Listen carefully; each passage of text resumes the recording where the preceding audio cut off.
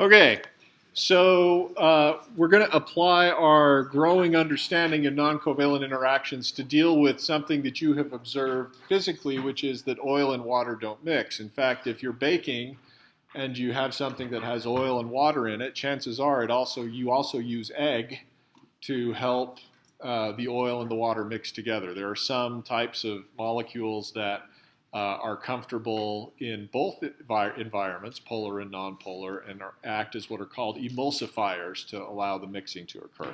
In any case, I want to consider first the before mixing oil and water, and then we're going to think about what happens, what things look like afterwards. So if we were to zoom in on what our oil looks like, and actually for now, if you'll just allow me, I'm not going to actually draw like the vegetable oil molecule. We could, but it's like huge, so I'm just going to draw a hydrocarbon. Hopefully that's okay. Let's imagine octane, because that's gasoline. So 2, 4, 6, 8. In gasoline, the individual octane molecules are nonpolar. So what is the kind of interaction between those individual octane molecules that keeps octane in the liquid state at room temperature? Those London dispersion or van der Waals interactions, right. It's the temporary induced dipole interactions that we talked about. And relative to, say, hydrogen bonding interactions, what would you characterize this as, strong or weak? Yeah. I mean, it sort of depends, right? And we can, it's always relative to what, but they're weak relative to hydrogen bonds. Incidentally, we didn't say this, but your text will, and you can reason your way through it. As hydrocarbons get smaller, the amount of surface area that they can get close to each other decreases, and that totally lowers the strength of these van der Waals or London dispersion forces. Because remember, the thing that makes those forces happen in the first place is the ability of these molecules to approach close to each other. And the more contact surface area you have, the stronger the interaction is. So if we start to truncate this molecule and go shorter and shorter and shorter, eventually we get to the point where those interactions are too weak to keep the molecule in the liquid state, and now you have methane and ethane, propane and butane that are gases. All right? So we'll say we've got these weak, and I'm going to abbreviate van der Waals interactions as VDW, or London dispersion forces, or ion-dipole interactions. And that's an enthalpy effect, right? So remember, our two considerations are always enthalpy and entropy. So in terms of enthalpy, we've got weak van der Waals interactions. In terms of entropy, we have a fair amount of disorder because the molecule, we're in a liquid state, and so these molecules are rapidly tumbling and moving relative to each other. All right. In water, similarly, we've got hydrogen bonding interactions going on, and we said that those interactions are fairly transient. So in terms of enthalpy, we've got strong hydrogen bonding interactions. But in terms of entropy, we still have lots of disorder because the water molecules are tumbling rapidly relative to each other, and because they're swapping protons like there's no tomorrow. And so there's a lot of disorder. A proton can be bonded to one oxygen 1 minute and then bonded to another the next minute. Tons of disorder. All right. So let's now think about mixing these together. And let's just say that we take a small amount of oil and we put it in the water. And we're going to envision what it would look like to have one of these hydrocarbon molecules surrounded by water. Okay? So let's just copy one of these. I'm sorry for those of you who are using pencil and paper. The copy-paste thing is really irritating, I know. All right. So if we were to dissolve this molecule, this octane molecule in water, two octane molecules are no longer going to be close to each other. So instead, the hydrocarbon is going to be surrounded by water. Okay. What kind of interaction can water participate in with the hydrogen bond? I'm sorry, let me back up. What kind of interaction can the water molecule participate with the hydrocarbon? Go ahead. Yeah, just the dipole-induced dipole interaction. So, and is that weaker or stronger than a hydrogen bond? It's weaker. So you're asking the water molecules in the immediate vicinity of the hydrocarbon to give up at least one or more hydrogen bonds that are stronger and instead replace them with a weaker dipole-induced dipole interaction. So, for example, let's imagine a water molecule oriented this way towards the surface of the hydrocarbon. That water molecule would, the dipole is positive here, and so the hydrocarbon would need to become, or negative here on oxygen, the hydrocarbon would need to become positive there, perhaps negative there, and the hydrocarbon can do that. But remember, each of these dipole-induced dipole interactions is weaker. And so what that does is that actually causes the water molecules to strengthen their remaining hydrogen bonds to sort of compensate for the weakness of the the weakness of the dipole-induced dipole interaction. So see what the argument is? We have replaced some hydrogen bonding interactions with weaker dipole-induced dipole interactions. Okay? And to compensate for that, the remaining hydrogen bonds get stronger. And so I'm going to draw now this tighter network of hydrogen bonds that we have. Well, that's not the right thing, is it?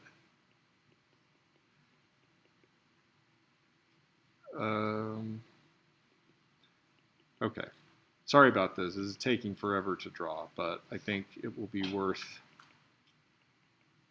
the time as we consider what's going on here.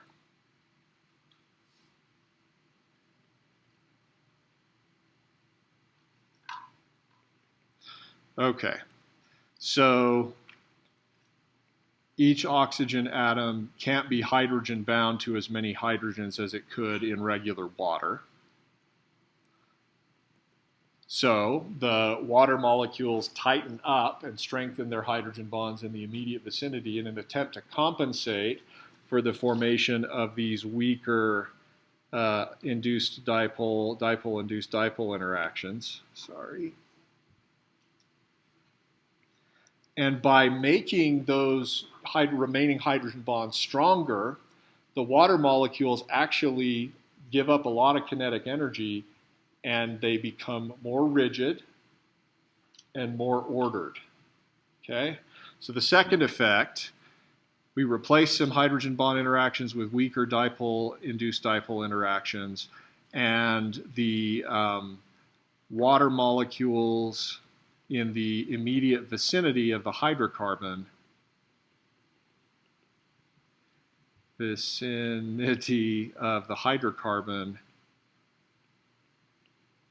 slow down and become a rigid sort of shell. Almost like ice. Okay, and the reason this happens is because we've lost some hydrogen bond interactions, so the remaining hydrogen bonds get stronger, and the water molecules in the immediate vicinity of the hydrocarbon don't have as much freedom, don't have as much disorder. We lose a lot of entropy. Okay? So overall for this process, and so this is an H effect, this is an S effect, dissolving the hydrocarbon in water leads to a massive decrease in entropy. So we would say overall for the process, delta S is negative, and that is unfavorable. The system is more ordered once we put a hydrocarbon in water than it is before. In terms of enthalpy, I'm not exactly sure. I don't know whether I don't exactly know how the strength of the hydrogen bonding interactions we break compare to the strength of the increased hydrogen, or the strength of the stronger hydrogen bonds in this network that surrounds the nonpolar molecule. So I'm going to just say that the change in enthalpy is probably close to zero. Maybe positive, maybe negative, but the change in entropy is large and unfavorable. Okay? Yes? I want to clarify. So, like, when water bond to hydrogens, it's not as favorable, not because they can't bind to the hydrogens, but because they're happy bonding to other, or interacting with other waters. Yeah, so the question is, the issue is that so they can be near them, but those carbon-hydrogen bonds are not polar. So it's not a hydrogen bonding interaction. It would be a dipole-induced dipole interaction. The electronegative oxygen could be near the hydrocarbon, and the hydrocarbon would adjust its electron density to be a little positive in that immediate vicinity. But what we're saying is that that weaker interaction does not compensate for this stronger interaction that we broke. Yeah. Yeah. When we're looking at, I think we're looking at single bonds and pi bonds, but we also look at these non-covalent interactions. Yes. When we're thinking about enthalpy, we also think about non-covalent interactions. So enthalpy is an issue of bonds and or interactions you form in a process versus bonds and or interactions that you break. So this is why I'm saying I'm not totally sure what happens for enthalpy, and we could look it up. But as long as you understand the issue that we are replacing hydrogen bonding interactions with weaker dipole-induced dipole interactions, that's the key consideration. The reason I'm not committing is that I don't know how much this effect compares to what I told you about the remaining hydrogen bonds in this shell of water molecules, how that factors into the mix. Yeah. So basically, the loss of entropy from the loss of the hydrogen bonds is not made up for by the strength of the rest of it. Yeah, but I don't know how much. Okay, but it's just that it's close to zero because it kind of. I'm just guessing on that. Yeah. But there's offsetting effects, and the absolute answer is not as important as being able to think about those offsetting effects. So just to repeat, the considerations here are when I dissolve the molecule in water, I lose some hydrogen bonding interactions for the water molecules that are near the hydrocarbon. I replace them with dipole-induced dipole interactions like I've shown here, only those are weaker than the hydrogen bonds that I lost. And then the third thing is that in compensation, the remaining water molecules get closer to each other and their remaining hydrogen bonds strengthen. So that was, we lose a strong interaction, we replace it with a weaker interaction, but then a limited number of other interactions get slightly stronger. So I'm not sure how all of that balances out, but those are the considerations. Yeah. But the biggest effect is the loss of entropy of those water molecules in this ice-like structure that's around the hydrocarbon. So you can think of it this way: you dissolve a hydrocarbon in water, and the hydrocarbon actually freezes out the water molecules that are in the immediate vicinity, and those hydrocarbons become coated in ice. It's okay to think about it that way. And because they're coated in ice, they lose entropy. All right. So overall, then, we would expect the free energy for dissolving the hydrocarbon in water to be positive and unfavorable. So instead, when we mix oil and water, rather than go to a higher energy configuration, they simply don't mix. It's better. It's actually lower in energy for them to not dissolve in each other. Yeah. Great question. What is the temperature dependence of this? And you would predict that the penalty for forming ice would be lower at lower temperature. And so actually this effect becomes less of a problem in some cases at cold temperature. In fact, hydrocarbons do become more soluble in water at lower temperature, and also at higher temperature as well. And that's more of a kinetic energy argument. But yeah, that's a decent way of thinking about it.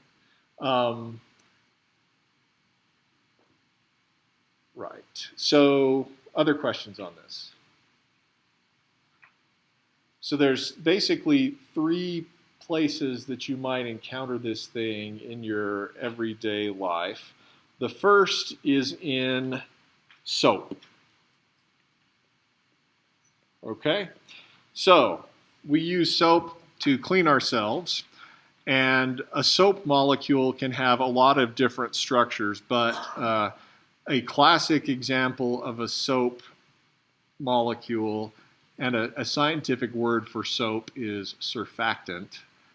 A classic example of a soap molecule is this long chain hydrocarbon that has a carboxylic acid on one end. This is called a fatty acid, 2, 4, 6, 8, 10, 12, 14, 15, 16, 17, 18. 18 carbon chain. And it's got this portion of the molecule that is nonpolar.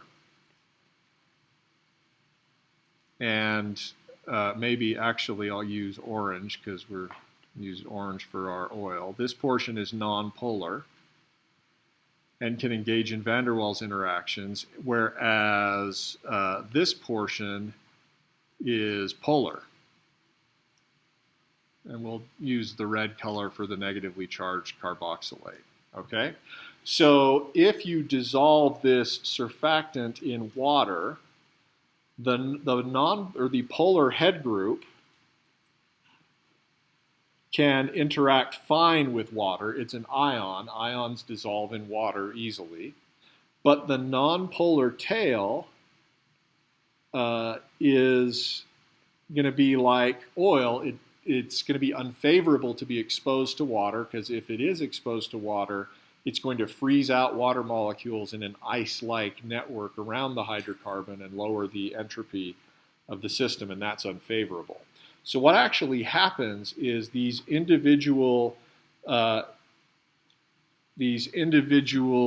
surfactants will self-assemble in such a way to, they will arrange themselves in a configuration or what's called a supramolecular assembly. They will get together and form intermolecular interactions in which the polar head groups are exposed to water, and that's totally fine. Man, I'm having to color. We need a bigger, there we go.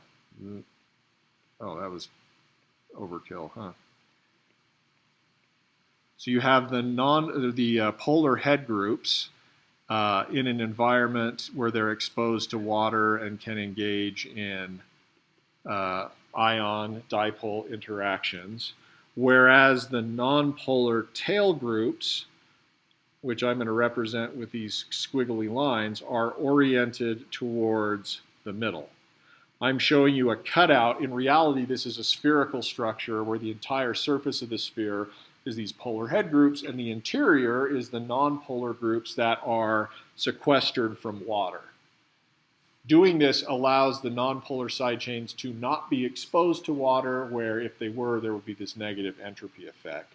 This kind of assembly is called a micelle, and it is a great way to solubilize dirt and grease and grime, because the engine grease or the animal fat or the oil you've got on your hands, I don't know what you guys have on your hands when you're messy in the kitchen or in the mechanics shop or wherever, all of that can go in the nonpolar interior and then can be washed away with water because the micelle surface is perfectly soluble in water, so that just carries the dirt molecules, the grease molecules, the nonpolar mess away. Okay, that's soap. Go ahead. This isn't too off track. I had a question kind of about ions in the cellular water. Okay. Are all molecules, there's like this big molecule that have like a positive charge nitrogen, Uh-huh. Are all ions like completely dissolvable in water? Okay, that's a great question. So, are all molecules are all ions dissolvable in water, or does it depend? Ionic compounds usually are.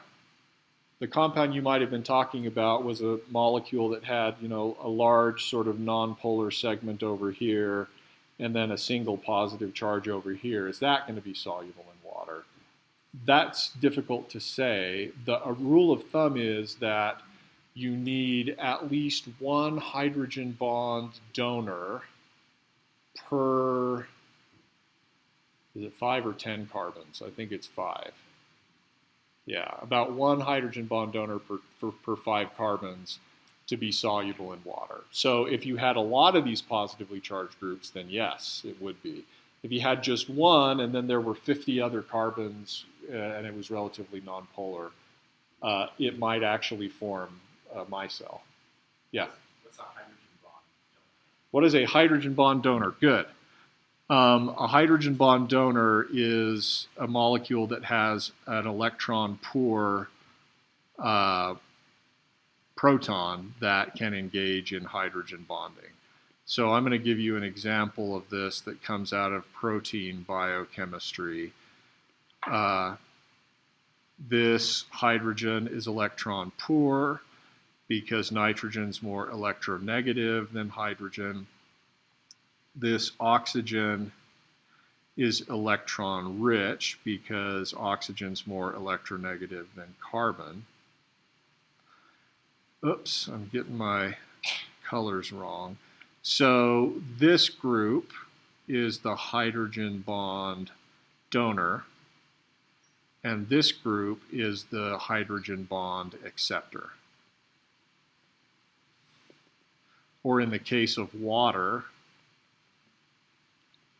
this oxygen is the hydrogen bond acceptor, and this water molecule here is the hydrogen bond donor. Yeah. Okay, what else?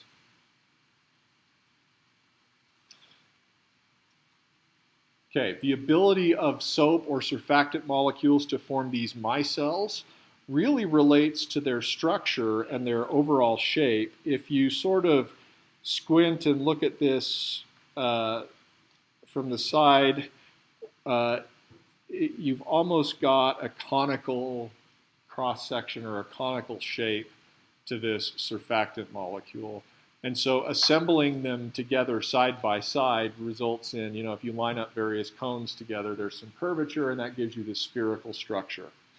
There's another kind of soap-like molecule that is relevant in biology, and that is the lipid, the phospholipid, and it also has nonpolar tail and a polar head group, but its shape is a little bit different. So let me draw, and it's not important for you to memorize this structure, but the overall features of this molecule and its properties are important. So this 3-carbon portion here is called glycerol. And then coming off 2 of the oxygens of glycerol, you have 8, 10, 12, 14, 16, 18 long hydrocarbon chains. Okay, so now we've got, instead of 1 nonpolar tail, we've got 2 nonpolar tails. And then we have a polar head group, which in a lot of cases can be just a phosphorus, or it can be some other group. If you put methyl groups there, this molecule overall is called phosphatidylcholine. And here is your polar head group. Although it's got plus and minus in it. And then here is your nonpolar tail. The shape or cross-section of this molecule is much more cylindrical. There's not as much curvature. And so when the lipid molecules assemble together, they do so side by side, but they don't form a micelle, they don't form a sphere. What they do is assemble side by side like this. And because they're cylindrical in shape, there's not a lot of curvature to the thing that they're doing. And so in order to completely bury these nonpolar tails from water, you have to have one of these assemblies called a leaflet interact with the nonpolar side of another assembly like this. And then you have what's called the lipid bilayer. And the reason lipids like phosphatidylcholine form a bilayer instead of a micelle is because of their cylindrical shape instead of the conical shape of like a soap molecule. Lipid bilayers are the basis for our membranes, and membranes are the things in biology that separate stuff that is us from stuff that is not us, and it also separates compartments that need to do special chemistry from other places that don't.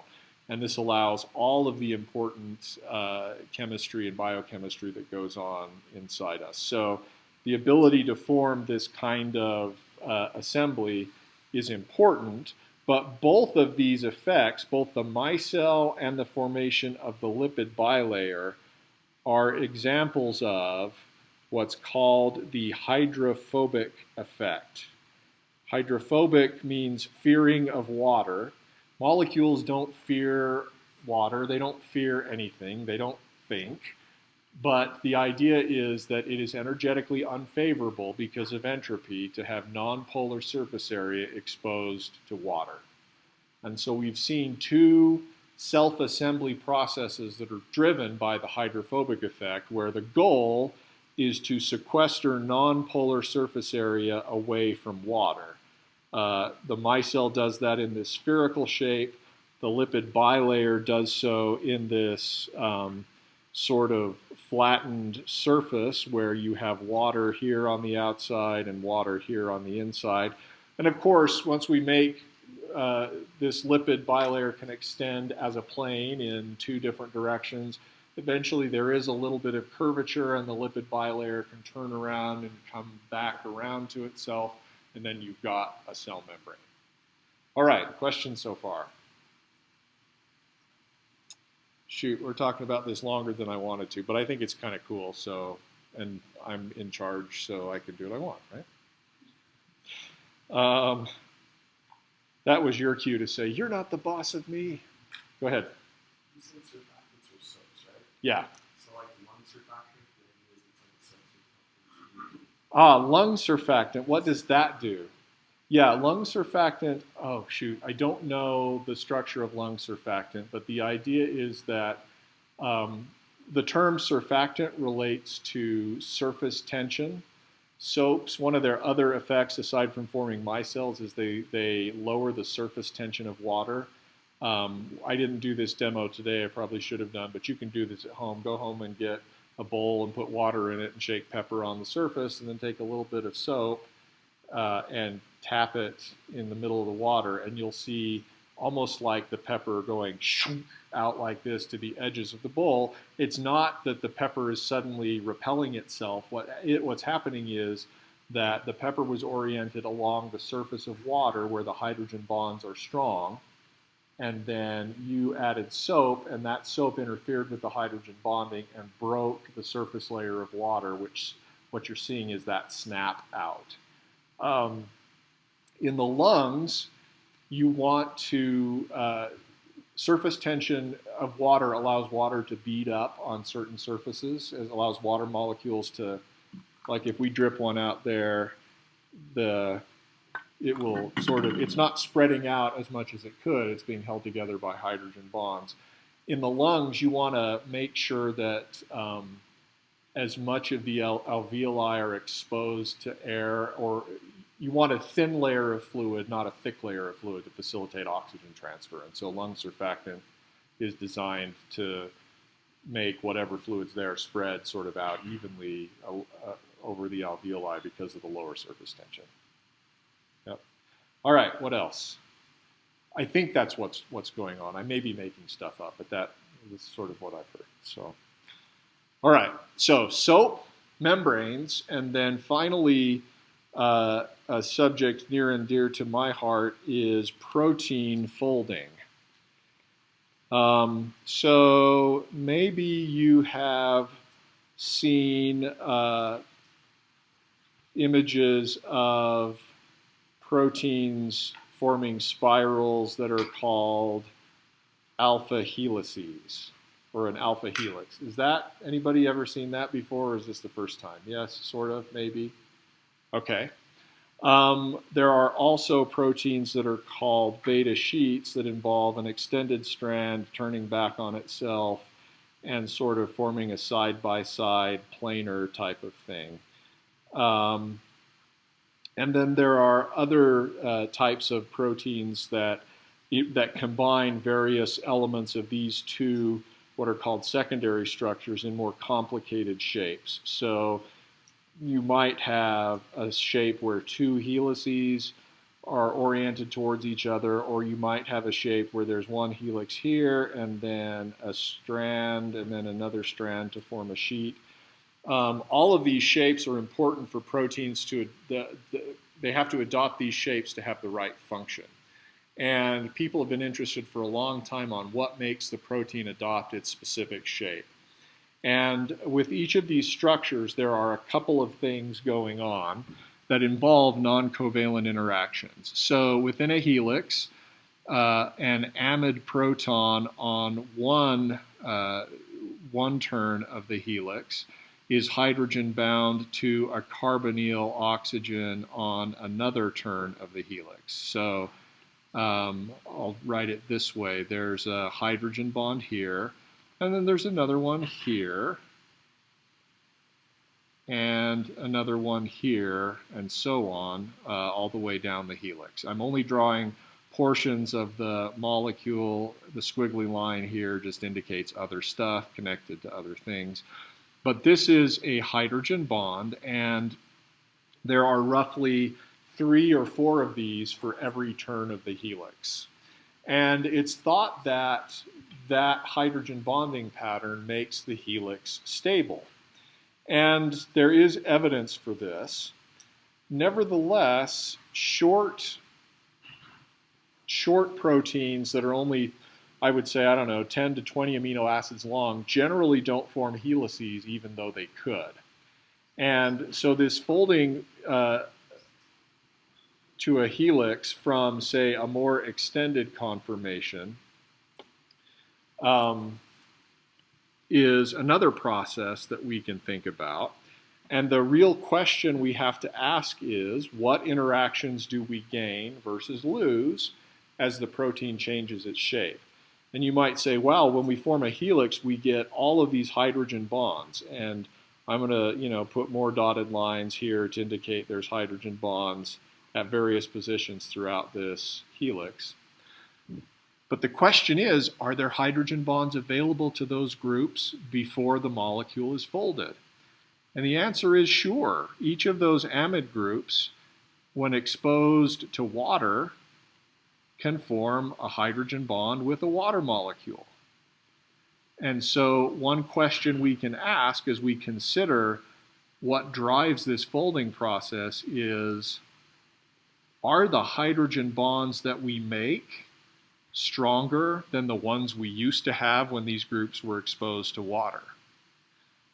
Okay, so if you were to predict delta H for this process, you are replacing hydrogen bonds of the amide groups with water, hydrogen bonds of the amide groups to water, with hydrogen bonds of the amide groups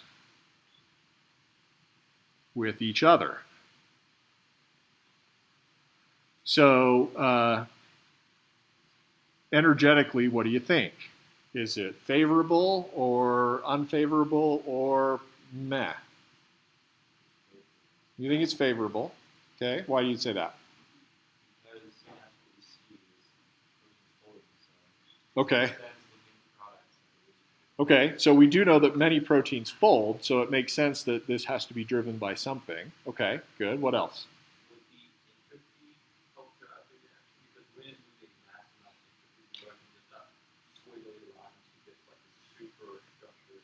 Okay, so let's think about, do you lose entropy or gain entropy when going from a unfolded shape to a folded one? You would lose entropy, right? Because there's many ways to be unfolded. There's only a handful of ways to be folded. So the peptide chain or the protein chain, peptide is a term for small proteins. The peptide chain loses entropy as it folds, okay? So that's an unfavorable thing. Yeah, go ahead. The system also gains entropy because the water is connected to it. I'm so glad you mentioned that. This is something that people forget in this process is what happens to the water.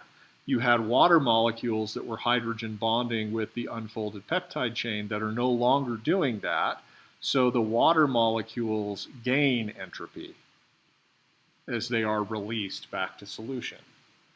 Okay.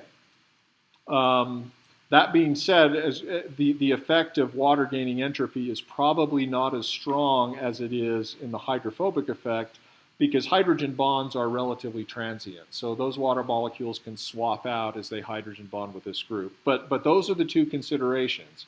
Water can be released to solvent and that is an entropy gain. The folding of the chain being constrained in this particular shape is an unfavorable entropy issue. In terms of enthalpy, we're not sure. Probably the hydrogen bonds with water are about the same in strength as the hydrogen bonds in the amide group. So this is one reason why short peptides don't generally form helices, is because the balance doesn't work out. The hydrogen bonds that you form are not quite strong enough to replace or to compensate for the loss of entropy that you get when forming a helix. But as you go on and make the peptide longer, each additional turn of the helix brings more hydrogen bonds, but now that the helix is already formed, not much of a change in entropy. And so what we tend to see is that the balance favors the folded state for peptides that get longer. Now there's another effect here that I didn't talk about, and it's the hydrophobic effect. So there are structures that form helices even at only 20 amino acids. or 30 amino acids. And I'm not sure how to do this. I want to geek out on it. And every time I geek out on something in biology, people ask, number one, is this going to be on the test? And when I say, well, everything I say is important, then they want to know, okay, what exactly about it is going to be on the test? Clearly, we're not memorizing here. Clearly, we want to master the principle. So you do need to know what the hydrophobic effect is. You do need to be able to reason through enthalpy and entropy issues with non-covalent interactions. Imagine this peptide sequence that at various positions has positively charged / negatively charged residues, negatively charged groups branching off the main chain. I'm not saying what these are because that would require us to delve into amino acid structure. And then at other regular intervals, you have various hydrocarbon groups. And again, it would be difficult to say too much about what these are without delving too much into amino acid structure, which we're not going to do. So in this extended shape, you have a lot of nonpolar surface area, and that nonpolar surface area is going to be surrounded by water molecules, right? And this, I'm intending to draw the ice-like sheath of water molecules that surrounds nonpolar groups in water. Rigid network of water. Rigid network of ice-like water. Okay? So what I can do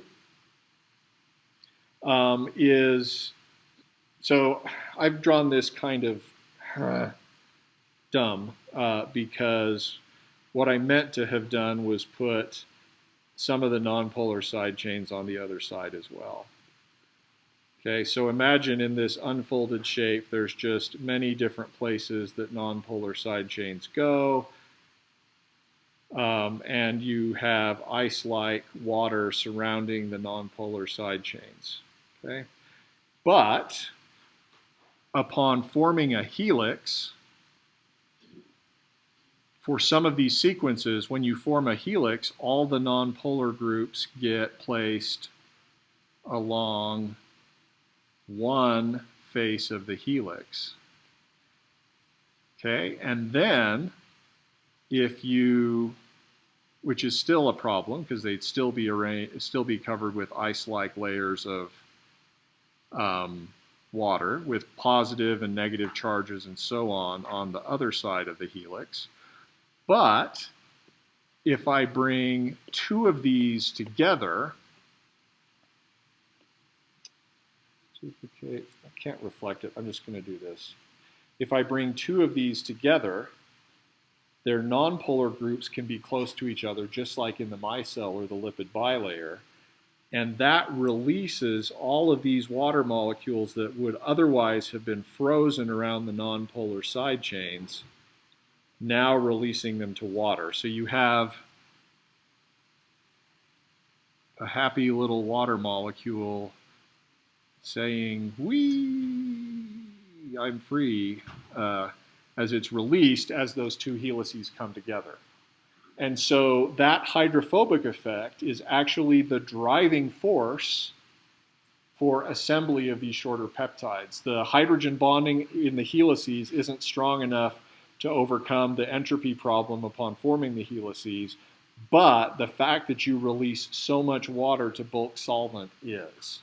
And this is what drives a lot of protein folding processes. Most of the proteins that are functional in biology have an interior core that's rich in nonpolar groups, and then you have polar functional groups on the surface. So proteins are sort of like micelles in the sense that they're polar on the surface and greasy in the interior. And it's that design that makes their structure and their function possible. I am sorry, I talked way too long about that. We're getting behind, but hey, it's summertime, well, or springtime anyway, so we can do whatever we want. I will see you guys next time. Good luck on the exam.